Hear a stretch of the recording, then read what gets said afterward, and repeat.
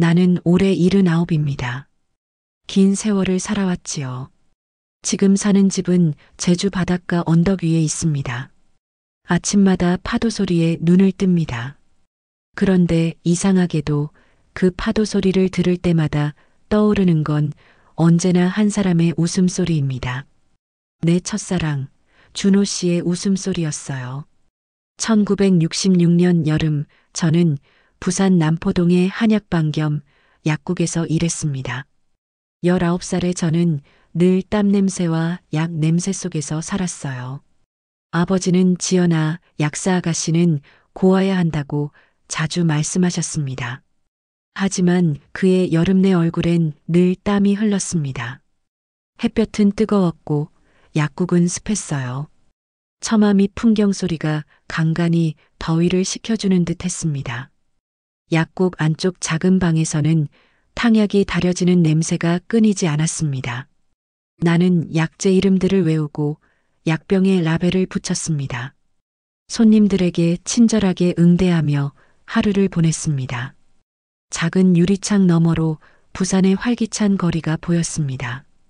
사람들은 왁자지껄 떠들며 오갔고 저에게는 그 모든 것이 익숙하고 평온한 풍경이었습니다. 어느 날 오후였습니다. 약국 문을 밀고 들어온 한 사람이 있었습니다. 문틈으로 스며든 여름 햇살 아래 그의 모습은 선명하게 다가왔습니다. 새까맣게 그을린 얼굴이었습니다. 하지만 눈빛은 맑고 웃음기 가득했지요.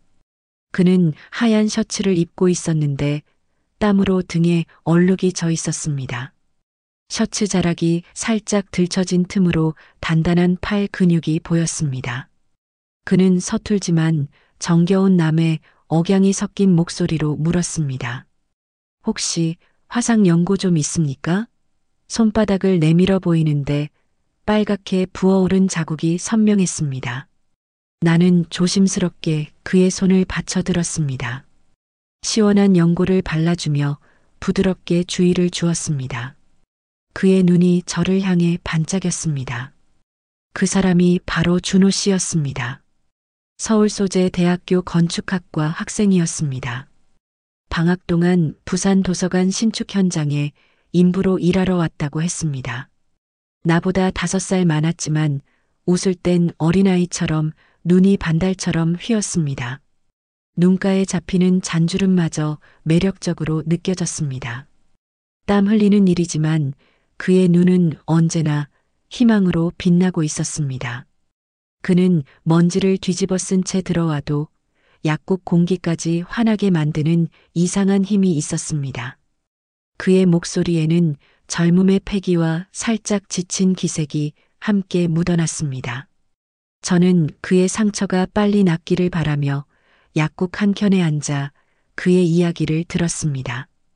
그는 서울에서의 대학 생활, 꿈꾸는 건축물에 대해 이야기했습니다. 그의 눈은 반짝였습니다. 그 여름 그는 매일 오후마다 약국에 들렀습니다. 약국 문이 열리고 그의 그림자가 드리울 때마다 제 가슴은 이상하게 두근거렸습니다. 약값보다 비싼 사이다를 사 마시며 오늘은 햇볕이 덜 맵네요 같은 농담을 건넸습니다. 사이다 병에서 맺힌 물방울이 그의 그을린 손가락을 타고 흘러내렸습니다.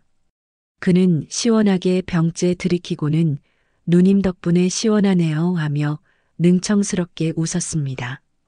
저는 그런 그의 모습에 빙그레 웃었습니다.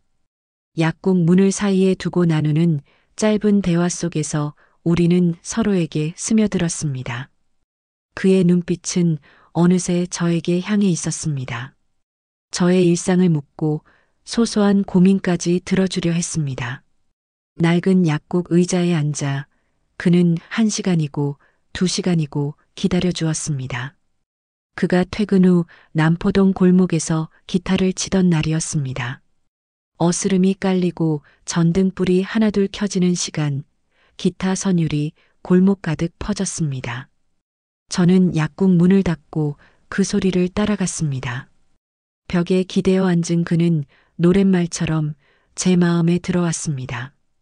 그는 평범한 인부였지만 제 눈에는 세상 어떤 사람보다 특별해 보였습니다. 저는 그때 처음으로 사랑이 목소리를 가질 수 있다는 걸 알았습니다. 그의 목소리와 기타 소리는 제 마음속 가장 깊은 곳을 울렸습니다. 저는 한참을 그 자리에 서서 그의 노래를 들었습니다. 그의 기타줄에서 울리는 낮은 울림은 밤의 고요함 속으로 스며들었습니다. 가을이 오기 전 준호 씨는 서울로 떠나야 했습니다. 떠나기 전날 밤 그는 영도대교 아래에서 제 손을 잡았습니다. 거친 그의 손바닥이 제 손을 감쌌을 때 따뜻한 온기가 제 마음에 전해졌습니다. 나 서울 가서 대학 마치고 내 이름 걸린 집을 하나 지을게. 그 집에서 같이 살자. 그의 목소리는 진심이었습니다. 그의 손에는 작은 음반지가 들려 있었습니다. 소박했지만 제게는 세상 무엇보다 빛나는 반지였습니다. 우리는 서로의 약속을 바다 냄새 속에 묻었습니다. 거대한 다리 아래에서 우리는 세상 끝까지 함께할 것을 맹세하는 듯 했습니다. 바닷바람은 차가웠지만 우리의 마음은 뜨거웠습니다. 그런데 그 다음 날이었습니다. 서울로 올라가던 준호 씨의 버스가 바다대교 근처에서 추락 사고를 당했습니다. 텔레비전과 라디오에서는 연신 속보가 흘러나왔습니다. 신문엔 탑승자 전원 사망 추정이라고 적혀 있었습니다. 믿을 수 없는 소식이었습니다. 준호 씨의 이름도 그 안에 있었습니다. 하지만 시신은 없었습니다. 수색 작업은 며칠 동안 이어졌습니다. 작은 희망의 불씨라도 잡고 싶었습니다. 그러나 아무것도 찾을 수 없었습니다.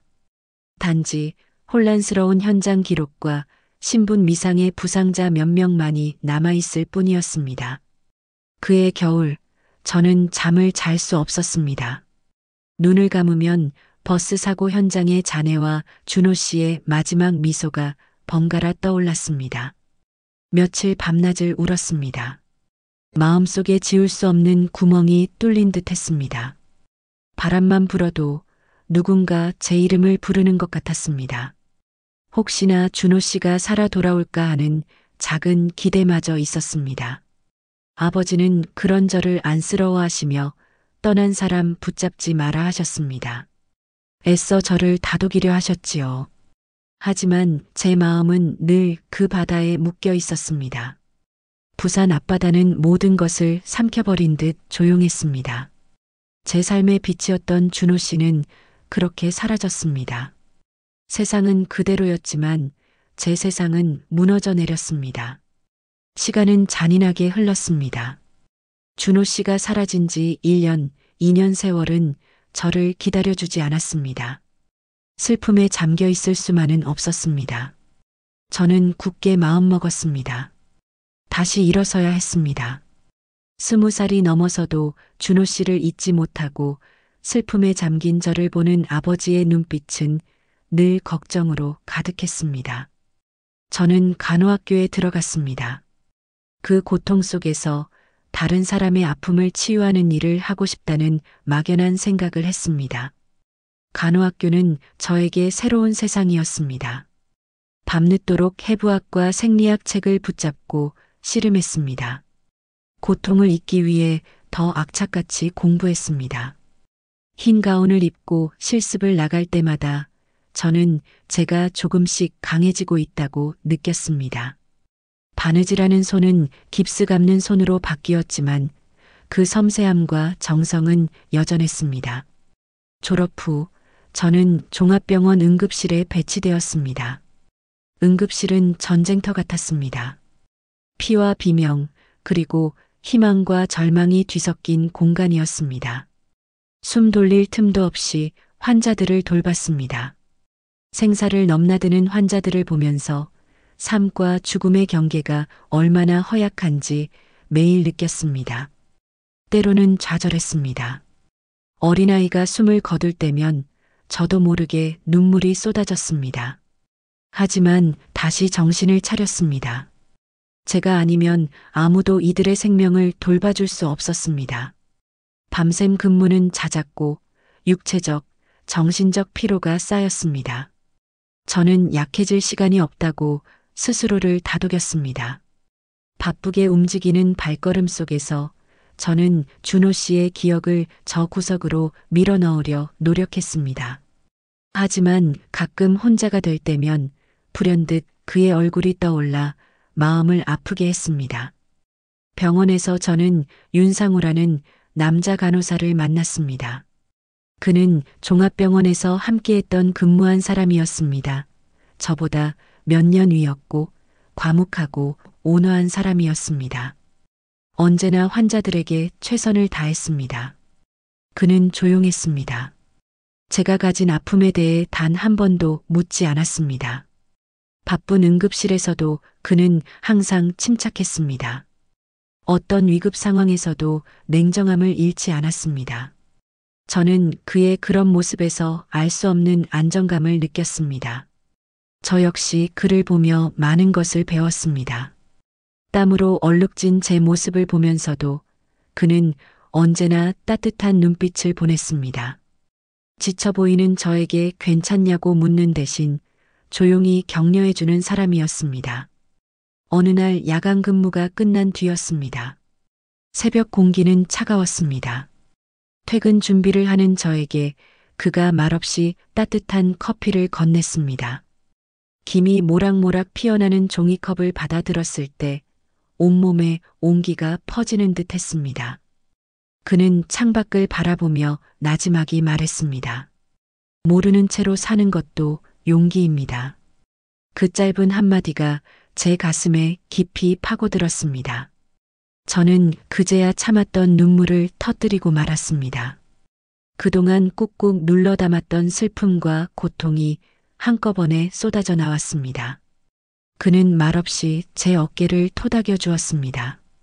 그의 조용한 위로 속에서 저는 비로소 숨을 쉴 수 있었습니다. 그의 눈은 슬픔에 잠긴 저를 온전히 이해하는 듯 했습니다. 저는 그를 사랑하게 되었습니다. 상우 씨는 저의 아픔을 이해해 주었고 제가 상처받지 않도록 배려해 주었습니다. 그는 저의 과거를 캐묻지 않았습니다. 단지 지금의 저를 있는 그대로 사랑해 주었습니다. 시간이 흐르면서 저의 마음속 상처도 조금씩 아물기 시작했습니다. 상우 씨와 함께 있으면 저는 평온함을 느꼈습니다. 따뜻한 햇살 같은 그의 미소는 저에게 큰 위로가 되었습니다. 저희는 조용히 결혼했습니다. 공장 근처의 작은 야학교실에서 소박하지만 따뜻한 결혼식을 올렸습니다.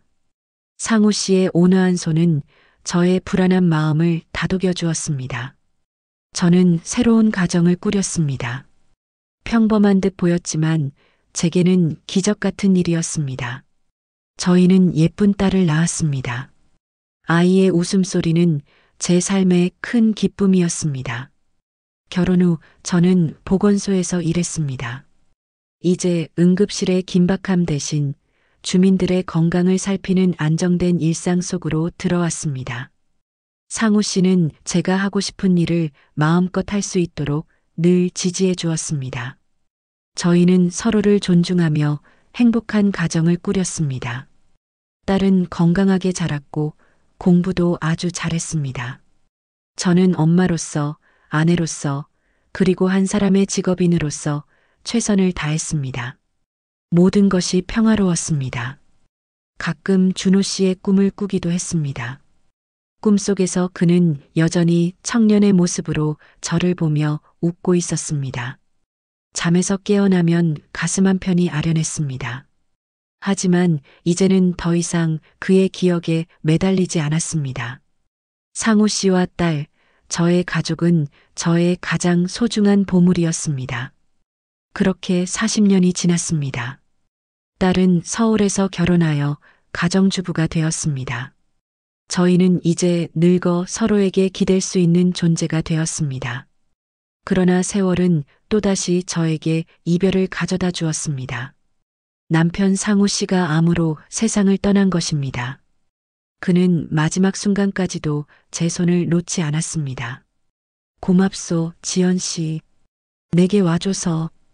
그의 마지막 말은 저의 가슴을 또다시 먹먹하게 만들었습니다. 오랫동안 곁을 지켰던 든든한 나무가 쓰러진 것 같았습니다.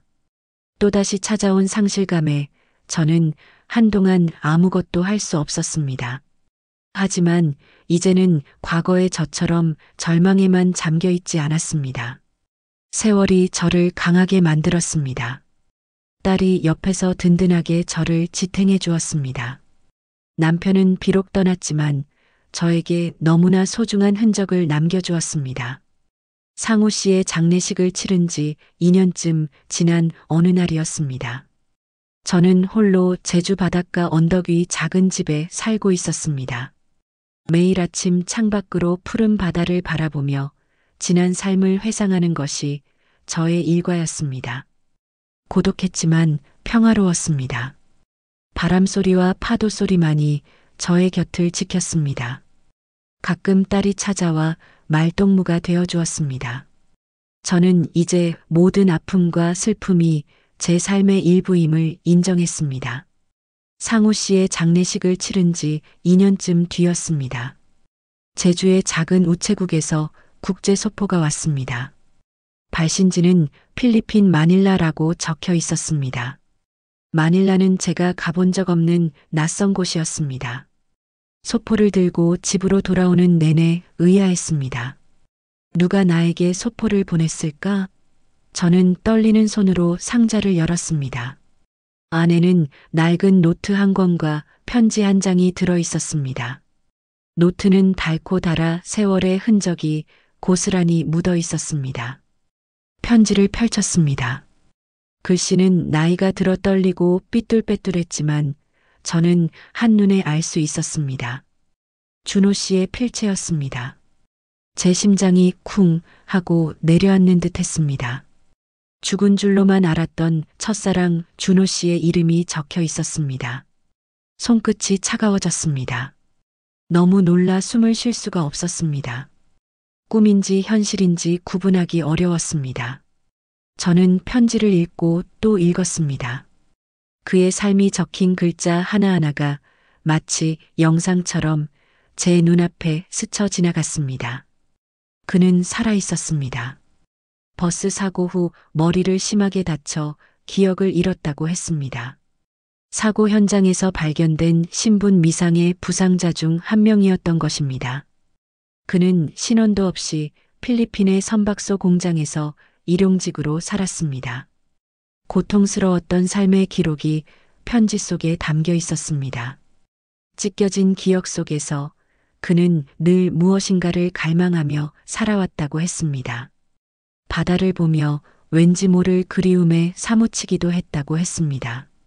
고통스러운 기억은 아니지만 삶의 한 부분이 없다는 상실감은 그를 늘 괴롭혔다고 했습니다.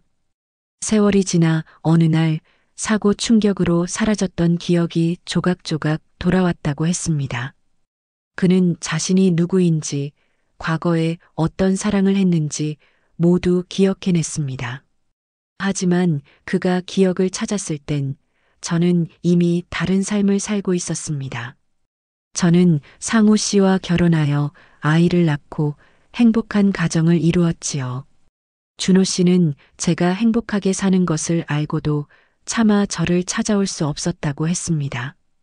이제 나타나는 건 이기심이라 생각했어요. 당신의 행복을 망치고 싶지 않았습니다. 편지의 내용이 제 가슴을 찢는 듯 했습니다. 그동안 제가 겪었던 모든 고통과 슬픔이 주마등처럼 스쳐 지나갔습니다. 그는 마지막으로 이렇게 적었습니다. 하지만 당신이 날 미워하지 않길 바랐습니다. 바다 건너에서도 난 늘 당신 곁에 파도를 그렸습니다. 저는 바닷가 벤치에 앉아 그 편지를 수십 번 읽었습니다. 눈물보다 더 따뜻한 것이 제 뺨을 타고 흘러내렸습니다. 준호 씨가 저를 버린 게 아니라 길을 잃은 거였다는 것을 이제야 알았습니다. 그는 잊고 싶어서 잊은 것이 아니었습니다. 제가 그를 미워하고 원망했던 시간들이 주마등처럼 스쳐 지나갔습니다. 이제야 그 모든 오해가 풀렸습니다. 50년이라는 긴 세월이 지나서야 알게 된 진실이었습니다. 제 마음속에 자리 잡았던 응어리가 조금씩 녹아내리는 것을 느꼈습니다. 파도 소리가 그의 말을 위로하는 듯 했습니다. 눈앞의 바다는 언제나처럼 푸르렀고 평화로웠습니다. 그날 밤 저는 준호 씨에게 답장을 썼습니다. 노트를 꺼내 글씨를 쓰기 시작했습니다. 긴 세월 동안 묵혀두었던 이야기들을 풀어냈습니다. 나의 삶, 상우 씨와의 결혼, 딸아이의 성장, 그리고 그를 그리워했던 시간들을요. 정성껏 한 글자 한 글자 눌러 담았습니다. 나의 행복도 아픔도 모두 그에게 전하고 싶었습니다. 준호 씨, 우리 인생의 집은 결국 완성되었어요. 당신이 설계한 마음의 집 말이에요. 저는 조용히 편지를 마무리 지었습니다. 그가 남기고 간 반지, 그것은 이제 우리 둘의 영원한 약속이 되었습니다. 더 이상 아프지 않고 후회하지 않는 마음이 되었습니다. 새벽녘 저는 편지를 들고 다시 바닷가로 나갔습니다. 아직 어둠이 채 가시지 않은 바다는 신비로운 푸른빛을 띠고 있었습니다. 파도는 잔잔하게 밀려와 해변을 어루만졌습니다. 저는 편지를 바다에 띄우며 생각했습니다. 사랑은 죽지 않는다고요. 그저 모양을 바꿔 파도가 되어 다시 우리 곁으로 돌아올 뿐이라는 것을요. 준호 씨의 사랑은 긴 세월을 돌고 돌아 이제 제 마음속에 파도처럼 영원히 머물게 되었습니다. 잔잔한 파도 위로 떠내려가는 편지를 보며 제 얼굴에 따뜻한 미소가 번졌습니다. 그의 편지는 저에게 새로운 삶의 의미를 깨닫게 해주었습니다. 바다 건너온 진실은 저를 자유롭게 해주었습니다. 저의 이야기는 이렇게 끝이 납니다. 오빠도 잘 보셨죠? 고마워요.